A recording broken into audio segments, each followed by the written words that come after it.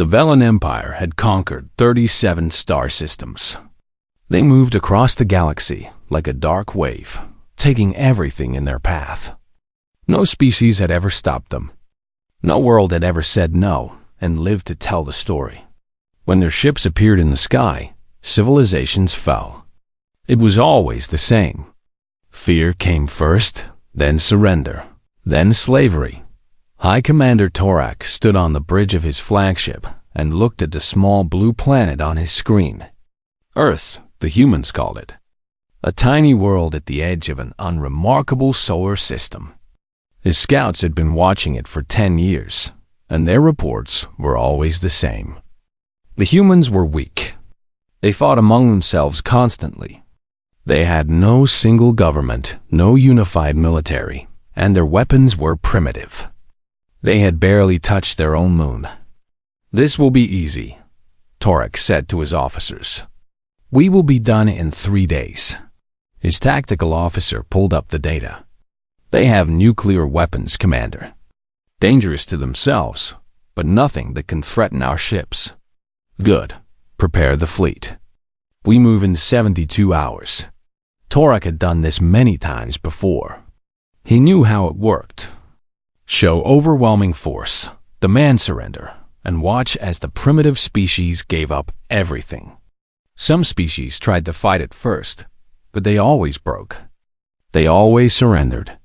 The Velen Empire had never lost. On Earth, it was a quiet night in South Korea. Park Yuna sat alone in the Gyeonggi Observatory, watching the stars through her computer screens.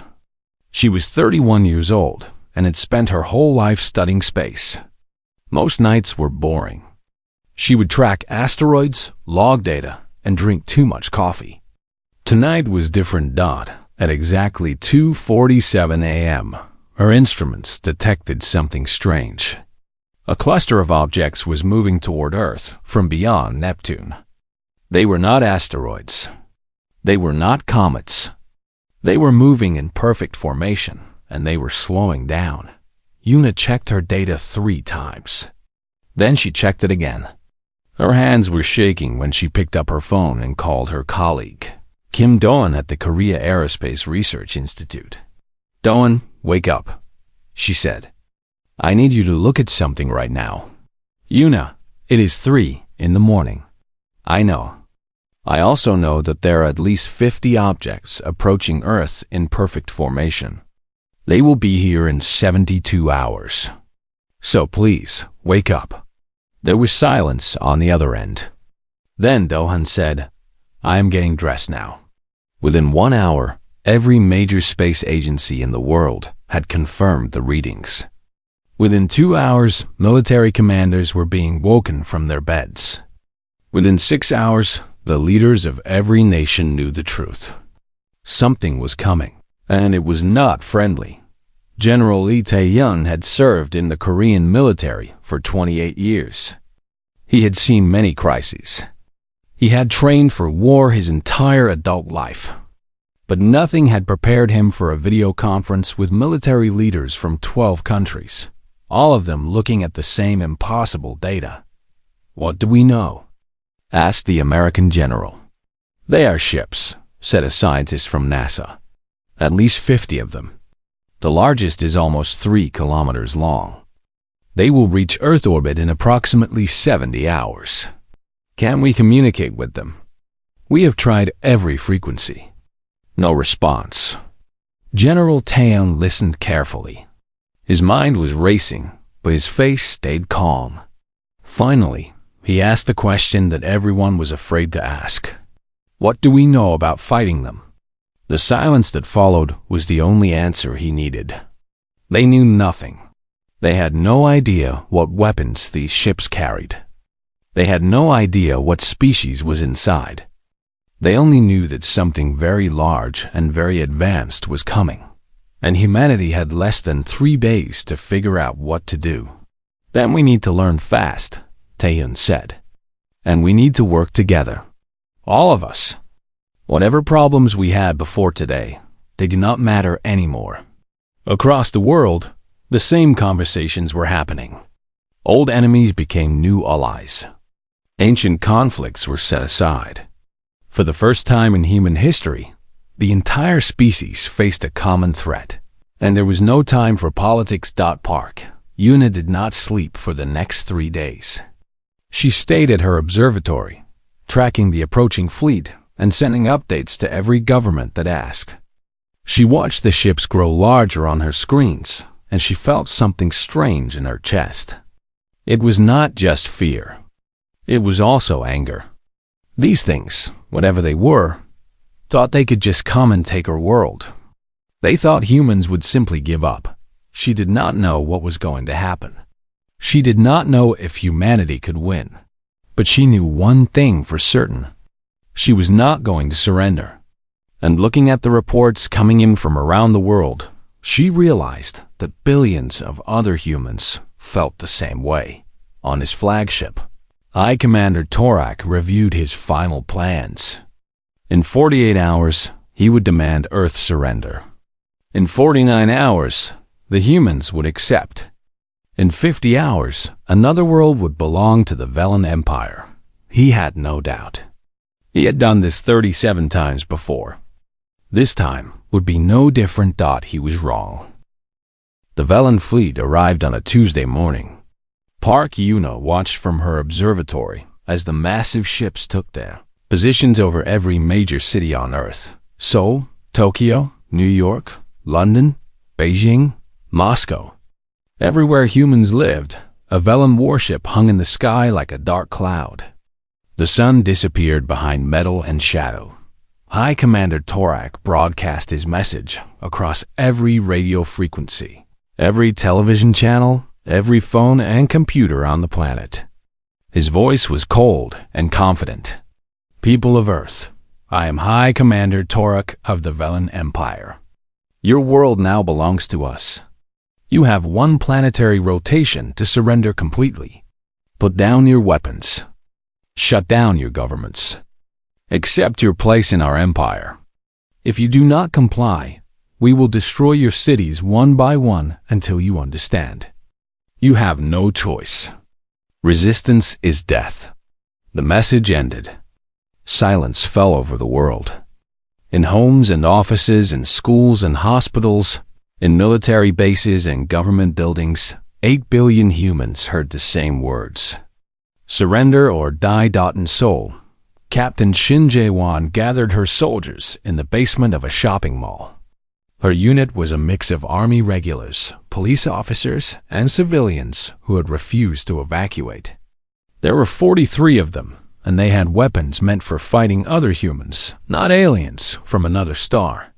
You all heard the message, Ji-won said. She was 34 years old, with short black hair and eyes that never showed fear. They want us to give up. They think we are weak because we fight among ourselves. They think we will break easily. Sergeant Baek Sun-ho checked his rifle. He was the oldest soldier in the group, a man of 50 who had served in the military for most of his life. What are our orders, Captain? Our orders are simple. We do not surrender. We do not run. We make them pay for every street, every building, every centimeter of our home. A young civilian woman raised her hand. Her name was Sha Yaren, and she had been a university student before the ships came.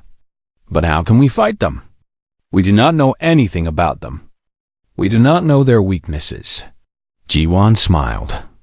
It was not a happy smile. Then we will learn. Humans are very good at learning. The deadline passed at midnight. Not a single nation surrendered. Not one government put down its weapons. The Velen had given humanity a choice, and humanity had made its decision. The answer was no. High Commander Torak was surprised, but not worried. He had seen this before. Some species needed to be taught a lesson before they understood. He ordered his ground forces to descend. Thousands of Velen soldiers dropped from the sky in landing pods. They were tall, gray-skinned creatures with 4 arms and eyes that glowed faintly in the dark. Their armor was stronger than anything on Earth. Their weapons could kill from a kilometer away. They had conquered dozens of worlds. And they expected this one to be the same dot the first Velen patrol entered Seoul just after dawn. 30 soldiers walked down the empty street, their weapons ready. The city was silent. No humans in sight. No resistance. Just abandoned cars and open doors. They have fled, the patrol leader reported. The city is empty. They are cowards, as expected. He was wrong. Captain Shin Ji-won watched the patrol from the 5th floor of an office building. She counted the soldiers, noted their formation, and waited. Behind her, Sergeant Sun-ho and 10 others held their positions. They had spent the night preparing this ambush. Now it was time to see if it would work. "Wait for my signal," she whispered. The patrol walked deeper into the street. They passed the first building, then the second. They were directly below Ji-won's position when she gave the order. Now, explosives planted in the street detonated. The blast killed 8 Velen soldiers instantly. Before the survivors could react, gunfire rained down from every direction. Humans appeared in windows, on rooftops, behind cars. The Velen fired back, but they were confused. Their commanders had told them the humans would surrender. No one had prepared them for this. In 90 seconds, it was over. 37 Velen soldiers lay dead in the street. The humans vanished back into the city before reinforcements could arrive. Similar reports flooded in from around the world. In New York, Velen forces walked into a tunnel that collapsed on top of them. In London, snipers killed a Velen commander from 2 kilometers away. In Tokyo, a group of elderly men attacked a patrol with explosives strapped to their chests. Everywhere the Velen went, death followed. High Commander Torak received the reports in disbelief. His forces had taken more casualties in 6 hours than they had in the last 3 planetary conquests combined. The humans were not surrendering. They were not fleeing. They were fighting with a ferocity that the Velen had never seen before. "What is wrong with these creatures?" he demanded. His tactical officer had no answer. The Velen had studied Earth for 10 years. They had seen the humans fight each other, and they had assumed this made them weak. They had not considered another possibility. Perhaps a species that fought constantly was not weak at all. Perhaps they were very, very good at war. In the basement of the Seoul shopping mall, Captain Shin Ji-won cleaned her weapon and counted her remaining soldiers. They had lost 3 people in the ambush. 3 friends who would never go home. She allowed herself 10 seconds to feel the grief, then pushed it aside. "They know we are here now," she said. "Tomorrow will be harder. We need to move, find new positions, and hit them again." Sergeant Sun-ho nodded. And then we do it again. And again. And again. Until they leave or we are all dead. Outside, the Velen ships still hung in the sky. But for the first time, the soldiers inside them felt something they had never felt before. They felt afraid. 2 months had passed since the Velen came to Earth. High Commander Torak stood on the bridge of his flagship and looked at the reports on his screen. The numbers made no sense. His forces controlled the major cities. They had destroyed military bases and government buildings. They had killed thousands of human soldiers. And yet, somehow, they were losing. The Velen had expected Earth to fall in 3 days. Now, 2 months later, they controlled nothing. Oh, they held territory. They stood in the ruins of cities and planted their flags. But the moment they turned their backs, the humans returned. Soldiers died in their sleep. Supply convoys vanished. Commanders were killed by weapons fired from kilometers away. The humans did not fight like any species the Velen had ever conquered. They fought like ghosts. In the mountains of Gangwon Province, Dr. Han Minji ran a resistance cell of 37 fighters. Before the invasion, she had been a biochemist working for a pharmaceutical company. Now she lived in caves and planned attacks on alien supply lines. The transition had not been easy, but she had adapted. Humans were good at adapting. Commander No Hayok sat across from her, studying a map of the local area. He was a former Navy Special Forces officer, a man who had spent 20 years training for impossible missions. This mission was the most impossible of all. "We captured 3 Velen soldiers last week," Minji said. "I have been studying their biology. They are vulnerable to several things we can use against them." Hayok looked up with interest.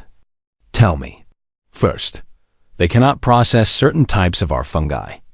The toxins build up in their systems and damage their brains over time. Second, they are extremely sensitive to high-frequency sounds. It causes them pain and confusion. Third, their gray skin is not resistant to our sun. Extended exposure causes burns and blisters." Hayok smiled slowly. It was not a kind smile.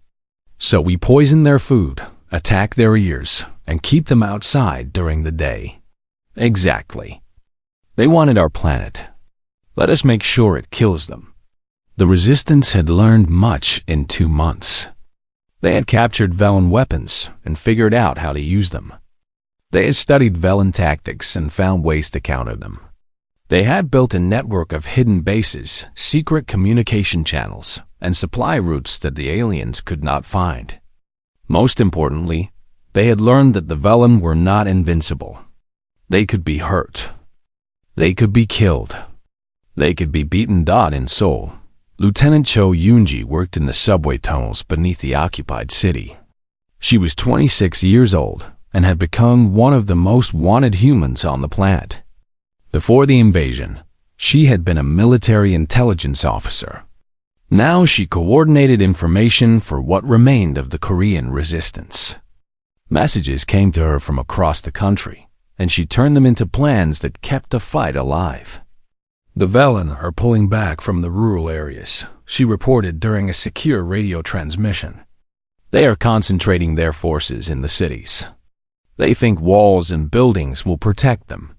On the other end of the line, Colonel Park Yeho laughed. He was somewhere in the southern mountains, leading a guerrilla unit of 200 fighters. "Do they not understand? We built those cities. We know every street, every tunnel, every hiding place. The cities are our weapons, not theirs." "They are learning," Yoonji said. "But they are learning too slowly." That night, Resistance fighters launched simultaneous attacks on 12 Velen positions across South Korea.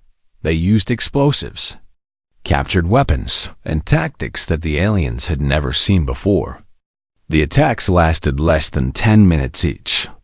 When the Velen reinforcements arrived, the humans were already gone, vanished into the darkness like smoke. High Commander Torak received the casualty reports with growing despair. His forces had lost more soldiers in the last month than in the previous 5 years of conquest combined. Worse, his soldiers were starting to break. They jumped at shadows. They refused to go outside at night. They whispered about the humans as if they were monsters rather than the weak primitives the Empire had promised. "We need more troops," Torak demanded in a message to the Velen homeworld. "These humans are not like other species. They do not surrender. They do not stop. Every day we kill them and every day more appear. I need 10 times the soldiers if we are to control this planet." The response came 2 days later. More troops would be sent. It would take 4 months for them to arrive. Until then, Torak would have to hold on with what he had got in the mountains.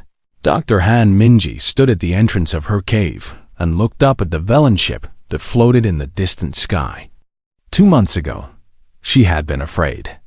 Now she felt something different. She felt determined. "They came here thinking we would be easy," she said to Commander Hayok, who stood beside her. "They saw our wars and our conflicts, and they thought it made us weak."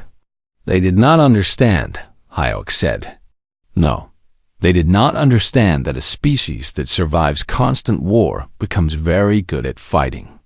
They did not understand that we have been training for this moment for 10,000 years. Every war we ever fought was practice for this one." Hayok nodded. And now we show them what humans can really do. Yes, Minji said. Now we show them. Below them, the lights of a Velen patrol moved through the valley. Minji watched them for a moment, counting soldiers, noting their formation. Then she turned to the fighters waiting behind her. Move out, she ordered. No survivors tonight. The resistance fighters vanished into the darkness, and the patrol never made it home. 8 months had passed since the invasion began. The Velen still held Earth's cities. Their ships still darkened the sky. But something had changed. The hunters had become the hunted dot. It happened over the Pacific Ocean on a cold morning in November. For months, human scientists and engineers had been working in secret, studying every piece of Velen technology they could capture. They had learned how Velen weapons worked. They had mapped the weaknesses in Velen armor. And they had found a way to bring down a warship. Dr. Yoon. Sora was a physicist who had spent her life studying particles too small to see. Now, she led a team of scientists in an underground facility that did not officially exist. They worked 18 hours a day, slept on the floor, and ate whatever food the resistance could bring them. Their mission was simple: turn Velen technology against the Velen. The ships are protected by energy shields, Sora explained to the military commanders gathered in front of her screen. But the shields have a weakness. They operate on a specific frequency. If we can match that frequency and overload it, the shields will fail for approximately 3 seconds. General Kim Yeon-soo leaned forward. She was the 14th person to command the unified human resistance. The previous 13 had been killed by the Velen. She did not expect to live much longer herself, but that did not matter. What mattered was winning. 3 seconds, she repeated. Is that enough time? It is enough time to hit them with everything we have, Sora said. Missiles, artillery, captured Velen weapons. All focused on the same point. If we do it right, we can bring down a ship. The plan took 2 weeks to prepare. 12 nations contributed forces. Satellites that had been hiding in deep orbits were repositioned. Submarines surfaced just long enough to receive coordinates. Hidden missile batteries on 6 continents powered up their systems. Everything had to happen at exactly the same moment, or it would not work. On the morning of the attack, Captain Shin Ji-won crouched in the ruins of a building in Seoul and watched the Velen warship that hung over the city. She had fought for 8 months without stopping. She had lost friends, soldiers, and nearly her own life more times than she could count. But she was still here. Still fighting. Is it true? Asked Sergeant Baek Sun-ho, who had stayed by her side through everything. Can we really bring down a ship? We are about to find out, Ji-won said. At exactly 9:47 Korean Standard Time, the attack began. Across the Pacific, a coordinated burst of electromagnetic energy hit the Velen cruiser that had been providing support for occupation forces in Japan. For 3 seconds, its shields flickered and died. In those 3 seconds, humanity struck. Missiles from 12 nations slammed into the unprotected hull. Artillery shells followed.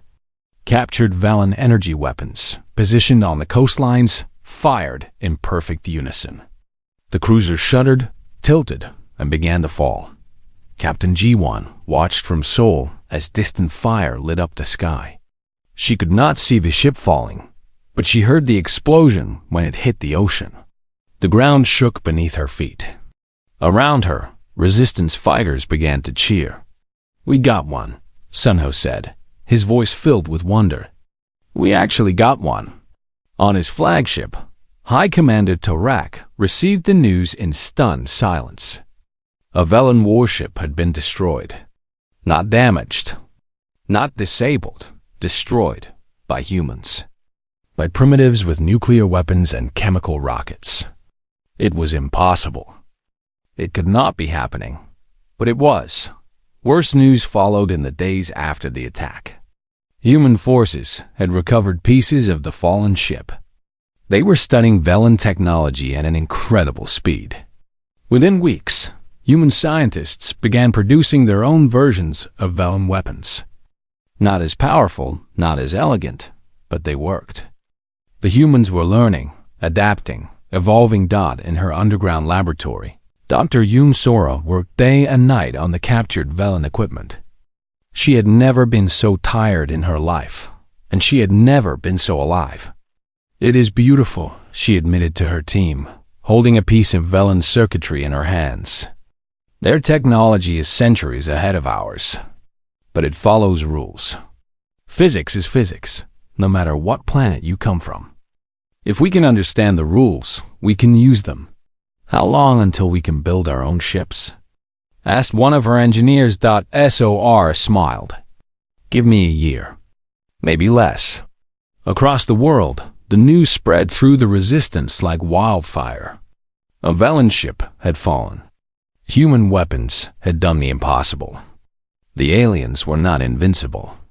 They could be killed, and now they could be defeated. General Kim Yeon-soo addressed the unified resistance in a message broadcast to every hidden base on the planet.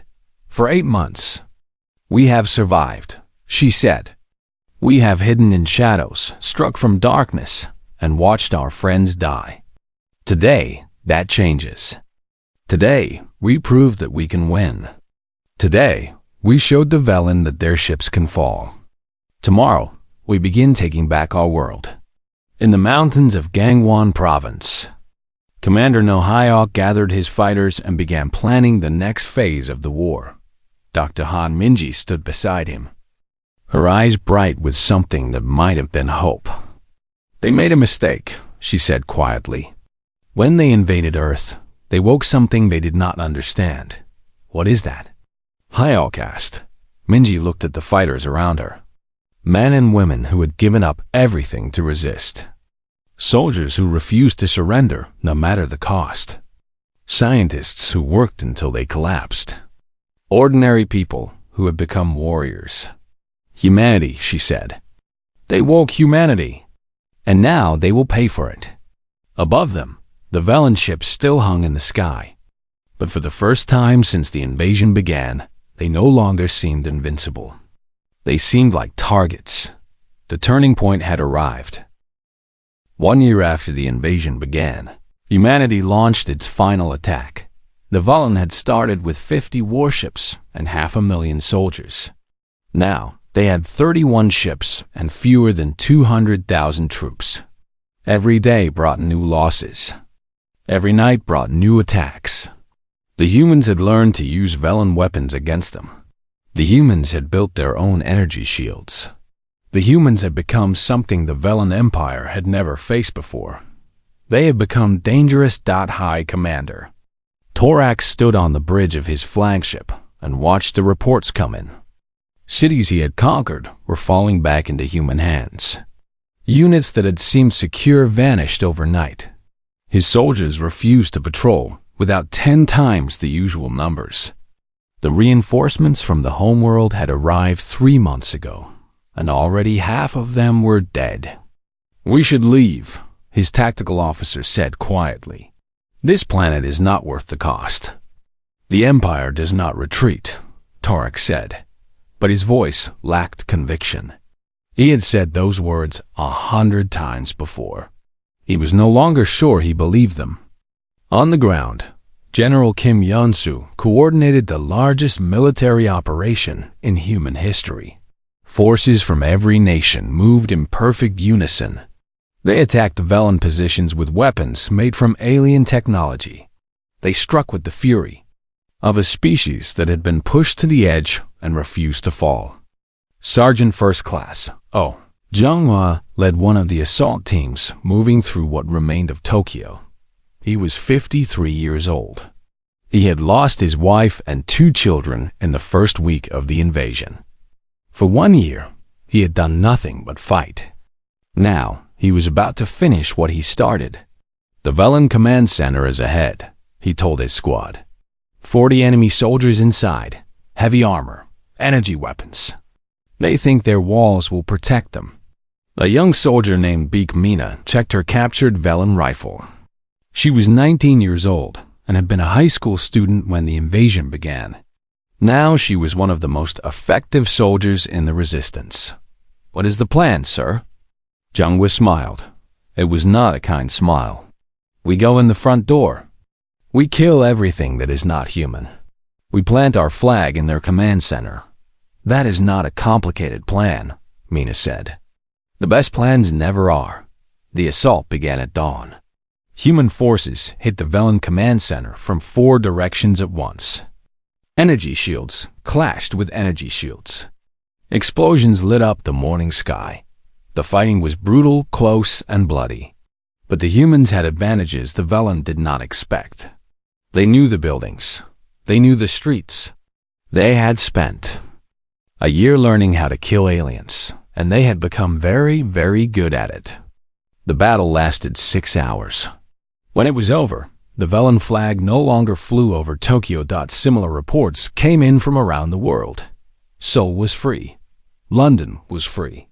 New York, Moscow, Beijing, Sydney. One by one, the cities of Earth returned to human hands. The Velen retreated to their ships, then retreated further into orbit, then retreated to the edge of the solar system. High Commander Torak was captured during the final battle in North Africa. His remaining soldiers had tried to hold a defensive position, but human forces had surrounded them completely. When his officers died and his weapons ran out, Torak surrendered. It was the first time in his life he had ever spoken that word. General Kim Yansu met him in the ruins of what had been Velen, headquarters on Earth. She walked through the broken walls and shattered equipment, stepping over the bodies of alien soldiers who would never go home. When she reached Torak, she stopped and looked at him for a long moment. He was tall, gray-skinned, and his 4 arms were bound behind his back. His glowing eyes had lost their confidence.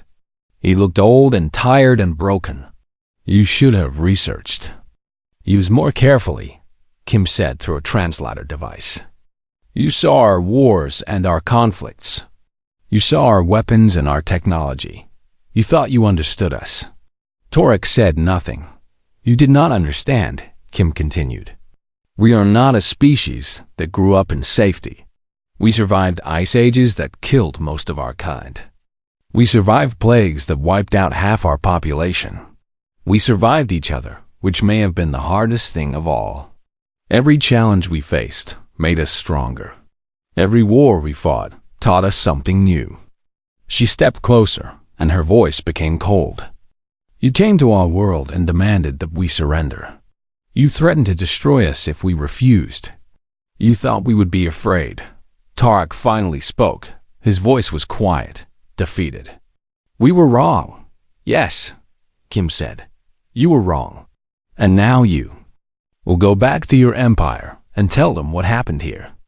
Tell them that Earth is not theirs to take. Tell them that humanity does not surrender. Tell them that if they ever return, we will be waiting." In the months that followed, humanity used captured Velen technology to build its first true starships. The work was hard, but humans had never been afraid of hard work. Scientists worked day and night. Engineers solved problems that should have taken decades. The species that had been conquered in days became the species that reached for the stars. Admiral Jang Seon commanded the first human fleet to leave Earth orbit. She was 62 years old and had spent 40 years in the Navy. This was the mission she had been born for. Before the fleet departed, she broadcast a message on all frequencies that the Velen could receive. To the Velen Empire and to anyone else in this galaxy who is listening, Earth is not yours to take. It never was. We are humanity.